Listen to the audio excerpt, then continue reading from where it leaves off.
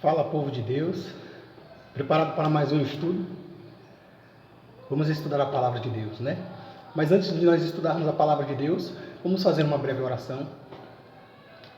Santo Pai, Santo Senhor, peço-lhe sabedoria, Senhor, para mais este estudo da Tua palavra, para ensinar a pessoa que estará ouvindo, meu Pai, a Tua palavra, para com que ela possa entender, meu Pai, a Tua santa palavra.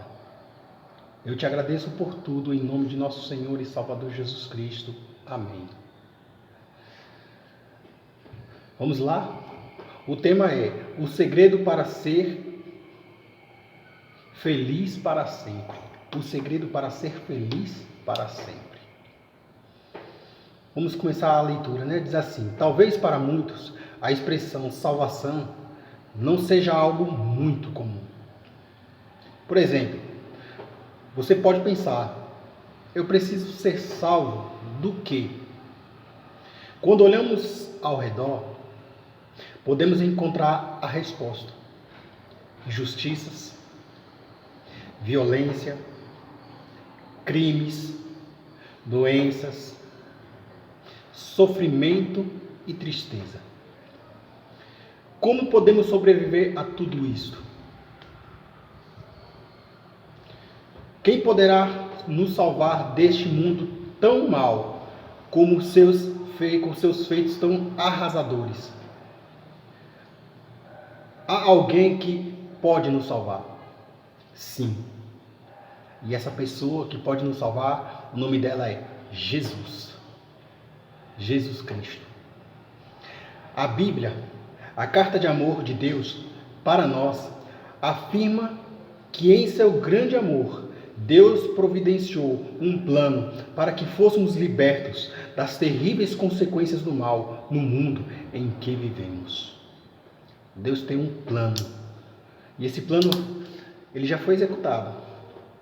Esse plano foi executado lá na cruz do Calvário. Quando Jesus, ele deixou a sua glória lá nos céus e veio aqui nascer como um ser humano, crescer, virar um grande mestre que nos ensinou sobre o reino de Deus, sobre o reino dos céus. E depois ele morreu na cruz para pagar o preço do nosso pecado, né? Vamos continuar aqui, para ficar na mente. Jesus morreu para que vivêssemos eternamente. Esse é um plano original. Esse era o plano original de Deus no princípio, que o homem não morresse, que o homem vivesse eternamente. Mas quando o homem pecou, ele perdeu este privilégio de viver eternamente, né? Vamos lá. Cristo foi tratado como nós merecíamos, para que pudéssemos receber o tratamento a que ele tinha direito. Foi condenado pelos nossos pecados, nos quais não tinha participação, para que fôssemos justificados por sua justiça, na qual não tínhamos parte. Sofreu a morte que nos cabia, para que recebêssemos a vida que a ele pertencia. O que eu entendo aqui, que ele estava lá no céu, ele estava bem, vivendo, mas por tanto ele nos amar, ele desceu aqui para sofrer em nosso lugar, para morrer a nossa morte, porque nós estávamos todos condenados à morte. E ele morreu para que nós tivéssemos vida e vida eterna, vida em abundância, né? Vamos para a primeira pergunta. Qual é a consequência final do pecado?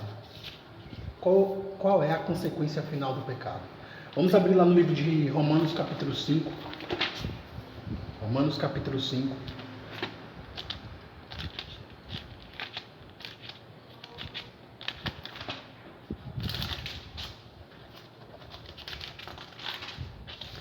Romanos capítulo 5, versículo 12.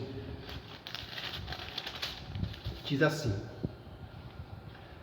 portanto, assim como por um só homem entrou o pecado no mundo, e pelo pecado a morte, assim também a morte passou a todos os homens, porque todos pecaram. A morte passou a todos nós, e todos nós pecamos. A consequência do final do pecado é a morte. Não é essa morte que nós morremos hoje e vai lá para o cemitério, não.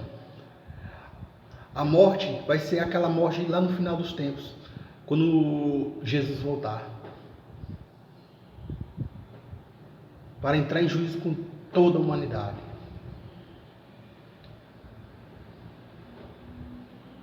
A morte é aquela que está lá no livro de Apocalipse, capítulo 20. Vamos lá abrir a Bíblia rapidamente lá em Apocalipse, capítulo 20.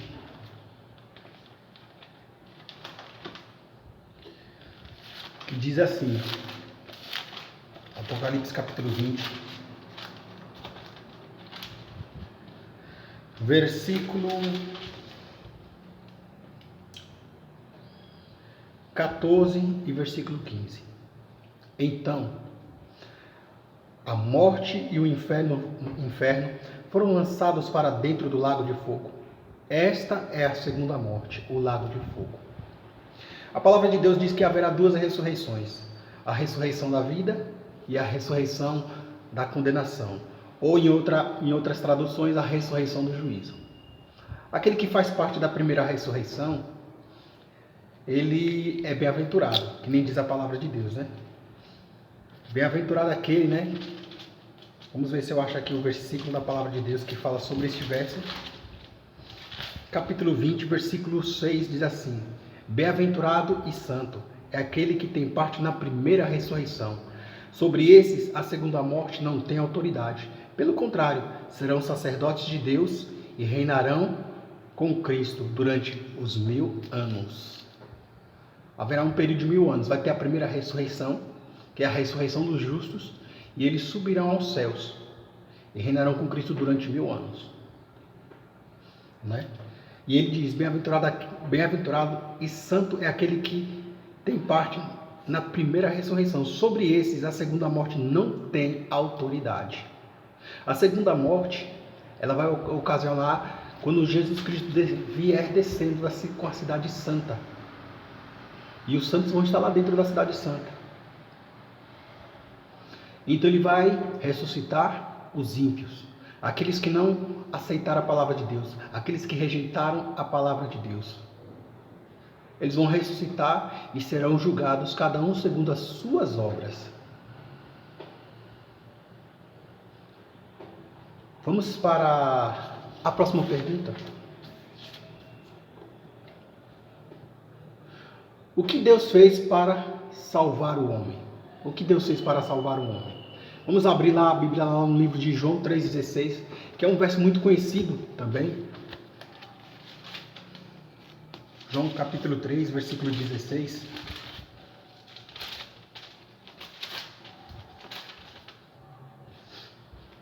Diz assim: porque Deus amou ao mundo de tal maneira, que deu seu Filho unigênito, para que todo aquele que nele crê não pereça, mas tenha a vida eterna.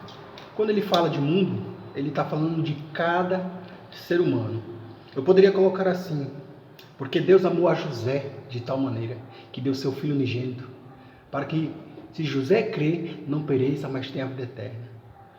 Ou Fernanda, Deus amou Fernanda de tal maneira, que deu seu Filho unigênito, para que Fernanda não perecesse, mas tivesse a vida eterna. Quando ele fala mundo aqui nessa tradução, ele está dizendo de pessoas. Ele entregou Jesus por você. Ele entregou Jesus por mim. Ele entregou Jesus por nós. E devemos dar valor a este sacrifício que foi feito lá na cruz do Calvário. Esse foi o presente de Deus para cada um de nós. Jesus Cristo. Amém? Vamos para a próxima pergunta. como Jesus descreveu a sua missão. Agora nós iremos para um pouquinho mais perto aqui, Lucas 19, versículo 10. Lucas capítulo 19, versículo 10. Diz assim: porque o Filho do Homem veio buscar e salvar o perdido. Jesus Cristo veio buscar e salvar a mim. Jesus Cristo veio buscar e salvar a cada um de vocês que estão assistindo esse vídeo. E Jesus Cristo também quer uma decisão de vocês, porque Ele veio buscar. E na realidade nós temos uma grande parte de escolha. Existe uma palavrinha chamada livre-arbítrio, o poder de escolha de cada ser humano, aonde eu e você escolheremos o nosso destino final. Se nós iremos querer a vida eterna ou se nós iremos querer a morte eterna. Eu espero, meu irmão, que você escolha a vida eterna. E se você quer ter vida eterna, comece a estudar a palavra de Deus. Comece a ler a palavra de Deus. Jesus Cristo disse uma vez para os doutores, aos fariseus e aos saduceus, para examinar as Escrituras. Eles mandou eles examinar as Escrituras, porque julgavam ter nelas a vida eterna. E são elas mesmas que falavam de Jesus Cristo. Que nós possamos examinar as Escrituras como Jesus pediu, para nós encontrarmos a Jesus, para nós aprendermos de Jesus, para com que o Espírito Santo fale conosco através da palavra de Deus. Amém? Vamos para a próxima pergunta. Jesus cometeu algum pecado? O que vocês acham?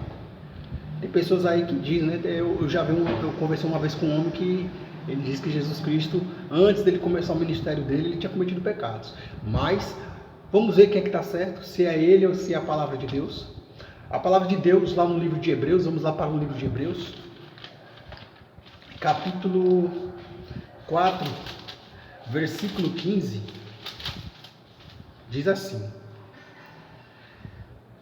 porque não temos sumo sacerdote que não possa compadecer-se das nossas fraquezas. Antes, foi ele tentado em todas as coisas, à nossa semelhança, mas sem pecado. Jesus não pecou. Eu tenho mais um versículo aqui da palavra de Deus, para comprovar esta palavra. Vamos lá para o livro de 1 João. 1 João, capítulo 3. 1 João, capítulo 3.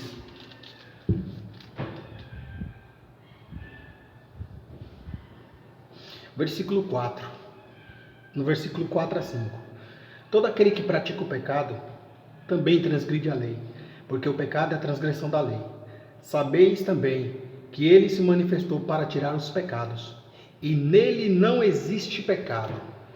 Em Jesus Cristo não existe pecado. Ele não pecou e nele não existe pecado. Não sou eu que estou dizendo, é a palavra de Deus. Se vocês quiserem, depois você pode conferir na própria palavra de Deus. Cada versículo, cada ponto que eu estou falando, você pode conferir. E nós iremos agora para a próxima pergunta. Como Jesus pagou a dívida do homem?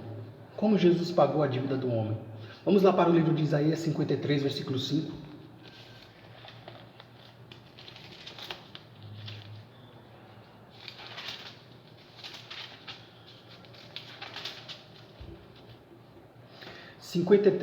Isaías 53, versículo 5. Foi ele transpassado pelas nossas transgressões e moído pelas nossas iniquidades. O castigo que nos traz a paz estava sobre ele, e pelas suas pisaduras fomos sarados. A palavra de Deus diz que Jesus Cristo, ele foi transpassado pelas nossas transgressões e foi moído pelas nossas iniquidades. O castigo que nos traz a paz estava sobre ele. Ele levou sobre si. O castigo que nos traz a paz, ele levou sobre ele. E diz a palavra de Deus, e pelas suas pisaduras nós fomos sarados. Graças a Deus que Deus enviou o seu Filho amado, Jesus Cristo, para levar os nossos pecados. Agora a palavra de Deus também, eu queria fazer uma pergunta muito interessante e singela. Jesus levou os nossos pecados. Nós devemos continuar praticando o pecado? Vamos ver lá na Bíblia o que diz o apóstolo Paulo. Vamos lá no livro de Romanos, capítulo 6.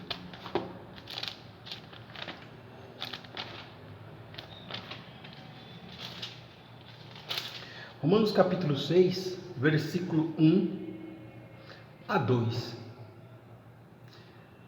Diz assim: que diremos, pois? Permaneceremos no pecado para que seja a graça mais abundante? De modo nenhum. Como viveremos ainda no pecado, nós, os que para ele morremos? Não podemos viver no pecado. Mas, avançando um pouquinho, eu quero saber o que é pecado. Eu quero deixar bem claro o que é pecado para vocês. Vamos ver a palavra de Deus. Lá no livro de 1 João novamente, capítulo 3, versículo 4, diz assim: todo aquele que pratica o pecado também transgride a lei, porque o pecado é a transgressão da lei. Mas de qual lei ele está falando? Qual lei ele está falando? Vamos abrir a nossa Bíblia aqui no livro de Tiago.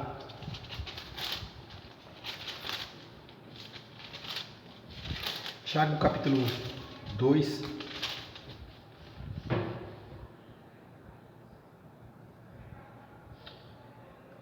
Vou pegar aqui do verso 10 em diante. Pois qualquer que guarda toda a lei, mas tropeça em um só ponto, se torna culpado de todos.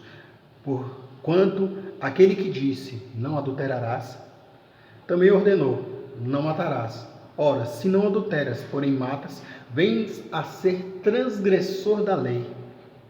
Falai de tal maneira e de tal maneira procedei, como aqueles que hão de ser julgados pela lei da liberdade. Nós estamos falando aqui da lei dos 10 mandamentos. Deus deixou 10 mandamentos para nós guardarmos. É dessa lei que ele está falando. Quando a gente fala em pecado, nós estamos falando de transgressão da lei de Deus. E nós precisamos obedecer cada ponto da lei de Deus. Eu sei que alguns vão dizer assim, mas é difícil guardar a lei. Mas nós temos o Espírito Santo para nos ajudar. Vamos pedir a Deus que Deus envie o teu Santo Espírito para ele nos ajudar a cumprir aquilo que Deus pede. A palavra de Deus, eu vou rapidamente aqui abrir no livro de Salmos. Acho que é o Salmo 143, versículo 10. O salmista Davi, ele diz assim: ensina-me, 143, versículo 10 a 11. Diz assim: ensina-me a fazer a tua vontade, pois tu és o meu Deus. Guia-me o teu bom espírito por terreno plano. Vivifica-me, Senhor, por amor do teu nome, por amor da tua justiça. Tira da tribulação a minha alma. Mas um negócio interessante que eu quero enfatizar é essa primeira parte do versículo. Ensina-me a fazer a tua vontade, pois tu és o meu Deus. A gente tem que pedir a Deus para Ele nos ensinar a fazer a vontade dEle. E Ele nos ensinará. Porque Deus não colocaria este verso na Bíblia se Ele não nos ensinasse. Ele nos ensina a caminhada cristã. E vamos para a próxima pergunta. Que ato assegurou a nossa salvação? Vamos lá para o livro de 1 Coríntios. 1 Coríntios, capítulo 15, versículo 20 a 22. Diz assim: Mas de fato, Cristo ressuscitou dentre os mortos, sendo Ele as primícias dos que dormem. Visto que a morte veio por um homem, também por um homem veio a ressurreição dos mortos. Porque assim como em Adão todos morrem, assim também todos serão vivificados em Cristo. Oh glória! O que nos assegura a nossa salvação é a ressurreição de Jesus. Ele não ficou lá no túmulo, ele ressuscitou. E conforme a sua ressurreição, nós seremos semelhantes a ele. Teremos um corpo glorificado, um corpo de glória, um corpo transformado. Aqui na Bíblia diz assim, no 1 Coríntios mesmo, versículo 51 em diante, diz assim: Eis que vos digo um mistério, nem todos dormiremos, mas transformados seremos todos, no momento, no abrir e fechar de olhos, ao ressoar da última trombeta. A trombeta soará, os mortos ressuscitarão incorruptíveis, e nós seremos transformados. Quem é que vai ser transformado? Aqueles que estiverem vivos na ocasião da volta de Jesus. Porque é necessário que este corpo corruptível se revista da incorruptibilidade, e o corpo mortal se revista da imortalidade. Olha, o nosso corpo é mortal, ele morre, ele vai ser revestido de imortalidade. Nós ainda não somos imortais, né? Alguns acreditam na imortalidade da alma, mas nós teremos um estudo também falando sobre isto, sobre a imortalidade da alma. Será que realmente ela existe ou não, né? E nós seremos imortais. E quando este corpo corruptível se revestir de incorruptibilidade, e o que é mortal se revestir de imortalidade, então se cumprirá a palavra que está escrita: tragada foi a morte pela vitória. Amém? Nós temos que ter esta esperança. Um dia a morte não existirá mais. Um dia a dor, o luto não existirá mais. Vamos para a próxima pergunta.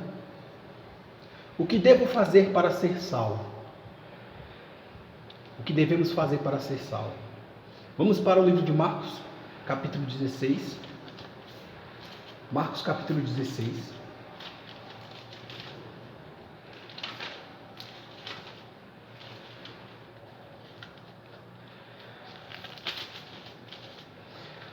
Versículo 16 diz assim: Quem crê e for batizado será salvo. Quem, porém, não crê será condenado. Olha que negócio interessante. O que nós devemos fazer? A primeira fase é crer. Ele diz: quem crê. Nós temos que crer no que está escrito na palavra de Deus. E depois nós temos que tomar nossa decisão. Nos arrepender dos nossos pecados. Confessar os nossos pecados a Deus. Abandonar os nossos pecados. E não praticá-los mais. E diz mais a palavra de Deus: quem crê, depois que você confessou os seus pecados, você abandonou os seus pecados, você vai tomar a decisão de se batizar, fazer uma nova aliança com Deus. Mas diz mais: quem não crê será condenado. Não sou eu quem diz a palavra de Deus. Se você quiser ler este verso, ele está lá no livro de Marcos, capítulo 16, versículo 16. Precisamos crer na palavra de Deus. Amém? E vamos tomar uma grande decisão. Alguns anos atrás eu tomei a minha decisão e eu quero continuar firme com essa decisão cada dia. A palavra de Deus diz assim, na decisão, né? Creio que Jesus morreu por mim e quero aceitá-lo como meu único Salvador. Entrego-lhe minha vida e o meu coração. Que nós possamos entregar a nossa vida ao Senhor Jesus Cristo, para que nós possamos ser salvos. Amém? Vamos fazer a última oração. Obrigado, Senhor Jesus. Obrigado porque o Senhor morreu lá na cruz do Calvário por mim. O Senhor morreu para me salvar dos meus pecados. E o Senhor ressuscitou para que se cumprisse a tua palavra, para que nós pudéssemos ser justificados diante de ti. Hoje eu creio que o Senhor é o nosso advogado, que está aí no céu intercedendo por mim, que está intercedendo por cada ouvinte que está ouvindo a palavra de Deus. Abençoe cada ouvinte, meu Pai. Abençoe aquelas pessoas, meu Pai, que estão tristes nesse momento, estão sofrendo de ansiedade, estão sofrendo de estresse, estão sofrendo de depressão. Talvez aquelas pessoas que estão nos hospitais, que estão precisando de uma palavra de conforto, meu Pai. Abençoe, meu Deus. Abençoe, meu Pai, aqueles que estão nas prisões, meu Pai. Tudo, meu Pai, que nós devemos fazer seja feito para a honra e glória do Teu santo nome, meu Deus. Eu te agradeço pelas Tuas misericórdias e por esse dia que o Senhor nos concedeu e que o Senhor ainda está nos concedendo. Eu te agradeço, meu Pai. Amém.